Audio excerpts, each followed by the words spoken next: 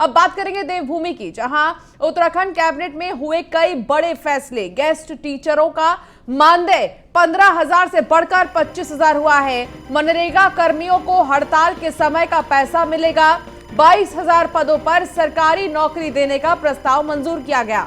युवाओं को रोजगार देने के लिए काम करेगी सरकार। दलितों के उत्थान के लिए भी काम करेगी सरकार। तो उत्तराखंड कैबिनेट में कई बड़े फैसले लिए गए। गेस्ट टीचरों को कैबिनेट का तोहफा, और ऐसे में 15,000 से बढ़कर 25,000 हुआ वेतन। सुदीप जैन हमारे विशेष संवाददाता हमारे साथ जुड़ गए हैं।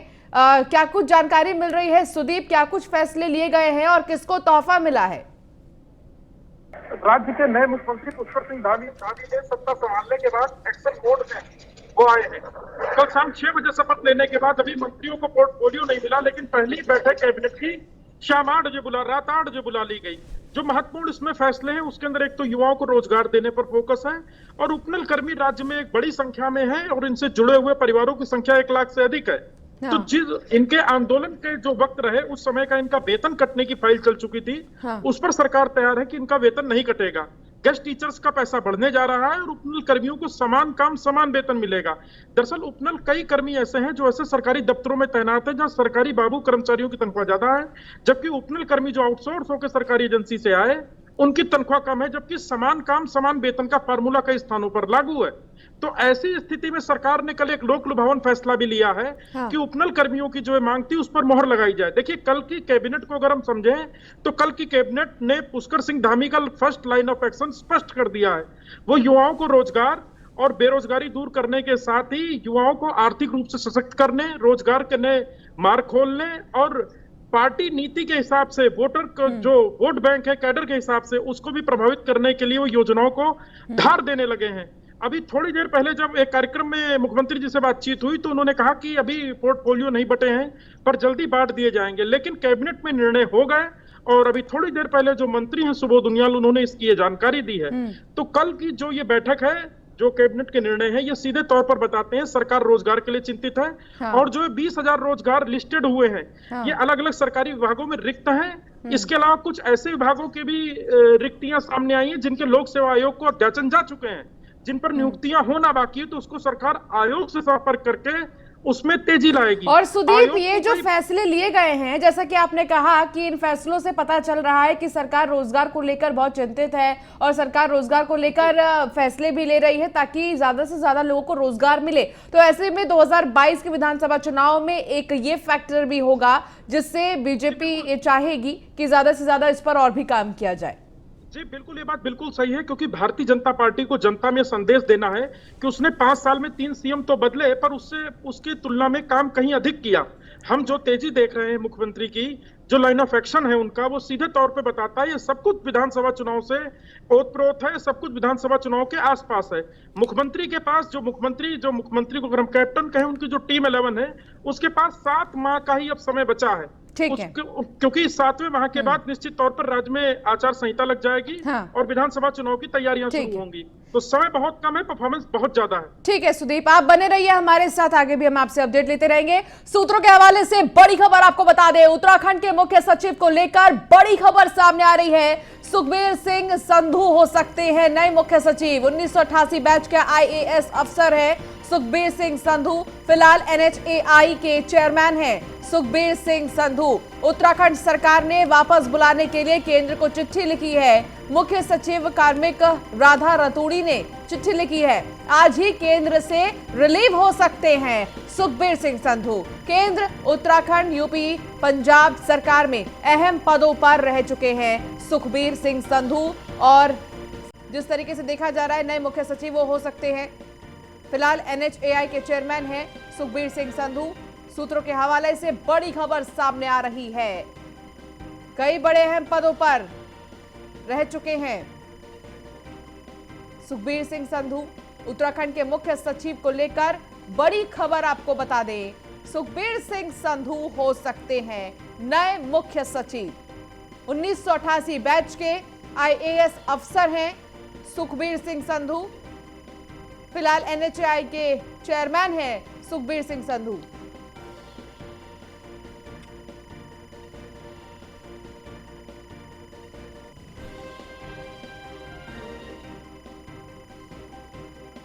तो सुखबीर सिंह संधू कई बड़े पदों पर रह चुके हैं। सूत्रों के हवाले से ये जानकारी मिल रही है कि नए मुख्य सचिव होंगे सुखबीर सिंह संधू।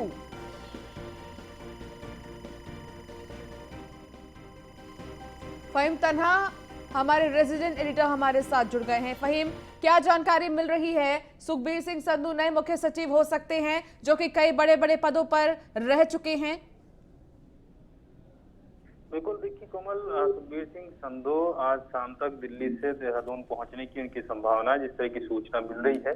और चूंकि वो केंद्रीय प्रतिनियुक्ति पर तकरीबन 6 साल हुए हैं, उच्च शिक्षा में रहे, अभी वो NHAI के चेयरमैन हैं भारत सरकार में। और ये कहा जा रहा है अगर हम इनके लौटने को देखें कोमल, और चीफ सेक्रेटरी बनने को देखें, तो एक बहुत बड़ा ये बदलाव है और एक विशेष परिस्थितियों का बदलाव है। जिन परिस्थितियों में जिस तरीके से संधू आ रहे हैं, उन परिस्थितियों में बहुत कम बार ऐसा होता है। शायद उत्तराखंड के इतिहास में ऐसा पहली बार होगा कि जिसमें सरकार ने केंद्र की प्रतिनियुक्ति से डिमांड करके बुलाया हो विशेष परिस्थितियों में। अगर हम देखें कि केंद्रीय प्रतिनियुक्ति से IAS के आने की जो प्रक्रिया है वो 4 मोटे तौर पर मानी जाती है। तो ये कि उनका जो डेपुटेशन का कार्यकाल है वो स्वतः समाप्त हो रहा हो। दूसरा ये कि जो डेपुटेशन पर अफसर है वो खुद चाहे कि मुझे अपने मूल कार्य राज्य जाना है, वो अनुमति मांगे भारत सरकार से।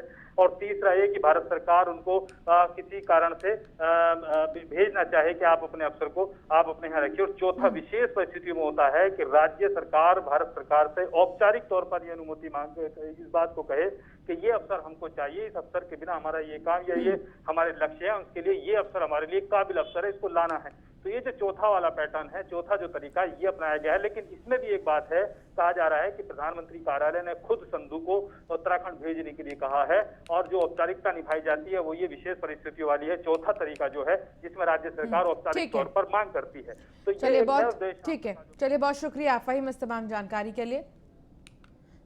चलिए खबरों में आगे बढ़ेंगे। उत्तराखंड में कोविड कर्फ्यू फिर से बढ़ा है। 1 सप्ताह के लिए बढ़ाया गया कोविड कर्फ्यू। 13 जुलाई तक राज्य भर में कोविड कर्फ्यू रहेगा। पिछले बार से अधिक छूट मिलने की संभावना है। पूरी तरह से अनलॉक के पक्ष में नहीं है सरकार। 10 मई से राज्य भर में लागू है कोविड कर्फ्यू। 4 दिन शॉपिंग मॉल खोलने की छूट मिल सकती है। Cinema hall, multiplex, swimming pool खुल सकते हैं। थिएटर, ऑडिटोरियम खोलने की अनुमति मिलने के आसार अभी नहीं हैं। तो कोविड को देखते हुए तमाम फैसले लिए गए हैं। सुदीप जैन हमारे संवाददाता हमारे साथ लगातार जुड़े हैं। सुदीप, क्या जानकारी मिल रही है कोविड कर्फ्यू को लेकर? तो देखिए, कोविड कर्फ्यू की नई गाइडलाइन जारी हो गई है, और जैसा कि हमने सुबह ही संकेत दिए थे न्यूज़ 1 इंडिया ने कि मॉल्स खोल सकते हैं। मॉल्स खुलने की अनुमति आ गई है और शेष व्यवस्था यथावत रहेगी। यानी रविवार की जो बंदी है वो हर जगह लागू रहेगी। जो आपात सेवाएं हैं जिसमें फल, दूध, सब्जी, मेडिकल, यह सुबह 7 से रात 8 बजे तक, और मेडिकल स्टोर देर रात तक खुल सकेंगे। सरकार घटते केसों पर यह छूट दे रही है। अभी संडे का जो वीक ऑफ सरकार ने लगा रखा है वो बरकरार है। बॉर्डर पर RT-PCR रिपोर्ट बरकरार है, इसमें कोई छूट नहीं दी गई है। और सरकार ने यह भी व्यवस्था की है कि यदि सूत्र बताते हैं अगले हफ्ते से एक रियायत आ सकती है कि जो रेस्टोरेंट्स का समय 9 बजे तक का है उसे बढ़ाया जा सकता है। चलिए ठीक है सुदीप, लेकिन इन सबके बीच और क्या कुछ जानकारी मिल रही है? क्या समय सीमा तय की गई है? जी देखिए, समय सीमा जो जैसा मैंने बताया, जो सुबह 8 से शाम 7 बजे तक के बाजार थे वो यथावत रहेंगे, जिसमें समस्त दुकानें खुलेंगी, समस्त प्रतिष्ठान। उसमें कोई भी बाउंडेशन नहीं है, कुछ भी बाध्यकारी नहीं है। मॉल्स खुलने की अनुमति आई है। जो मॉल्स खुलेंगे वो 50% से अधिक भीड़ ना हो, यानी उनका जो टोटल कैपेसिटी है लोगों के आने की उससे आधे लोग ही हो। सोशल डिस्टेंसिंग, सैनिटाइजेशन की व्यवस्था वो सुनिश्चित करेंगे। बिल्कुल, जो भी कोविड के प्रोटोकॉल्स हैं उनको ध्यान में रखना ही होगा, बिल्कुल भी लापरवाही नहीं, क्योंकि बहुत जरूरी सावधानी बरतना। बहुत शुक्रिया इस तमाम जानकारी के लिए सुदीप। है देहरादून से खबर, जहां देवस्थानम बोर्ड के खिलाफ तीर्थ पुरोहितों का आंदोलन लगातार जारी है। आंदोलन के बीच नए मुख्यमंत्री पुष्कर धामी ने पुरोहितों से अनुरोध किया। नए सीएम ने आंदोलन को समाप्त करने का आग्रह किया है। गंगोत्री धाम के पुरोहित राकेश सेमवाल ने एक वीडियो जारी किया है।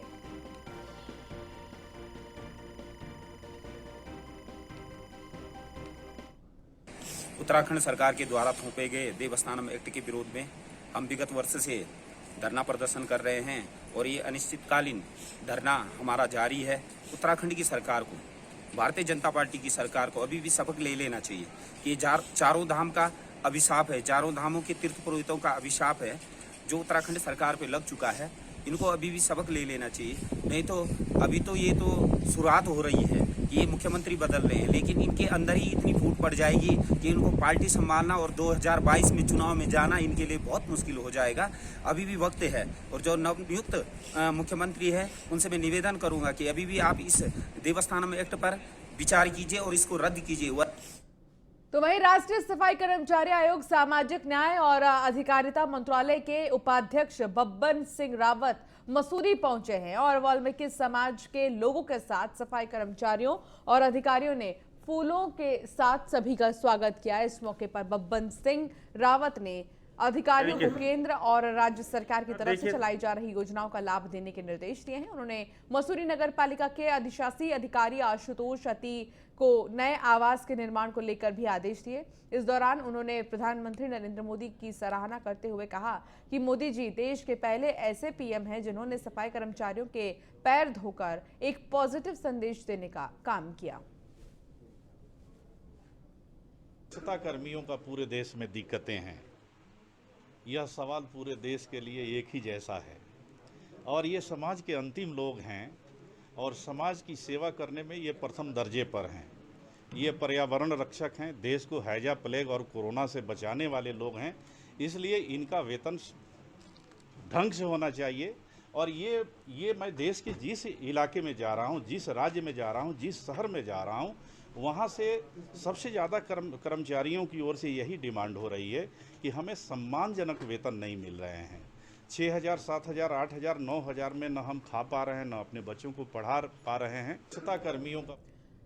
तो वहीं कर्णप्रयाग हाईवे पर हादसा हुआ है। अलकनंदा नदी में कार समा गई, एक की मौत हुई है, 4 की हालत गंभीर है। घटना स्थल से एक युवक लापता है। एसडीआरएफ की टीम जांच में जुट गई है। तस्वीरों में हम आपको दिखा रहे हैं कि एसडीआरएफ की टीम लगातार मौके पर मौजूद है और जांच पड़ताल की जा रही है। एक की हालत बहुत ही ज्यादा नाजुक बनी हुई है, लेकिन आपको बता दें कि कुछ लोगों की मौत भी हुई है। एसडीआरएफ की टीम फिलहाल जांच में जुट गई है। कर्णप्रयाग हाईवे पर हादसा हुआ है। तो वहीं गैरसैंण में 7 फरवरी को भीषण जल आपदा आई थी। टनल में काम कर रहे कई मजदूरों की मौत हो गई थी। इस बीच कई दिनों के रेस्क्यू में शव भी निकाले गए थे। चमोली जिले की ऋषिगंगा में आए जय प्रलय के 5 महीने बीत जाने के बाद भी कंपनी में कार्यरत कर्मियों के परिजनों को सहायता राशि नहीं मिल पाई है। विकासखंड नरेंद्र नगर की पट्टी क्विली के गांव जखौली के 3 मजदूर भी इस जल प्रलय में बह गए थे, जिनका शव नहीं मिला था, जिसके बाद राज्य सरकार ने ऐलान किया था कि 1 महीने के अंदर शव नहीं मिला तो मृत घोषित करके प्रमाण पत्र जारी किया जाए और परिजनों को उचित सहायता राशि दी जाए। लेकिन 5 महीने बीत गए, शव मिलना तो दूर, मुआवजा भी नहीं मिला है। 7 फरवरी को आपदा आई थी चमोली जिले में, वहाँ बह गए, उनका कोई कुछ नहीं मिला। सरकार ने बोला था कि हम 1 महीने के अंदर अंदर सब कुछ कर देंगे। सरकार ने हमें कुछ नहीं किया और विधायक लोग सब आए, उन्होंने आश्वासन के सिवाय कुछ नहीं दिया। 5 महीने हो गए, सरकार ने हमारी कोई मदद नहीं की। हमारे बच्चों के लिए खाना नहीं है, कुछ नहीं है घर में, कैसे हम बच्चों को पालेंगे? 5 महीने हो गए, ना घर है ना कुछ है। अब अगर सरकार अगर मदद नहीं करेगी तो हम रोड पे आ जाएंगे या तो आत्महत्या कर देंगे। जोशीमठ में ऋतिक कंपनी में काम करते थे और वहाँ ग्लेशियर फटने के कारण वो दब गए और सरकार से अभी कुछ सुविधा नहीं मिली हमें। और मेरा 1.5 साल का बच्चा भी है और सरकार से हमें कुछ अभी वो नहीं मिला। जोशीमठ में ऋतिक कंपनी में काम करते थे और वहाँ ग्लेशियर फटने के कारण वो दब गए और सरकार से अभी कुछ सुविधा नहीं मिली हमें। और मेरा 1.5 साल का बच्चा भी है और सरकार से हमें कुछ अभी वो नहीं मिला। मुख्यमंत्री वहां भी गए हैं और 1 महीने के भीतर जिनको मृत सर्टिफिकेट देने के लिए जो है उस समय इन्होंने आश्वासन दिया, पर अफसोस है कि आज 5 महीने बीत गए, आज तक सरकार ने इनके प्रति कोई ऐसी भावना नहीं दिखाई, कोई सद्भावना नहीं दिखाई, कोई हेल्प नहीं हुई है, जिसकी वजह से आज ये अपने वीरान स्थिति में जी रहे हैं और अपने बच्चों को पालन पोषण के लिए इनके पास जो बड़ी समस्या हो गई। इनके पास अफसोस है कि इनके पास अब यदि है तो इनका कहना है कि हम आत्महत्या करने के लिए मजबूर है, क्योंकि हमारे पास कोई आय का कोई साधन नहीं है। जखोली गांव में पहुंचा है, उस गांव में जहां के 2 युवा ऋषि गंगा प्रोजेक्ट में 7 फरवरी को आए सैलाब में दफन हो गए और इसी के बगल में किराड़ा गांव है, एक दीपेश, वहां का 3 युवा वहां दफन हो गए।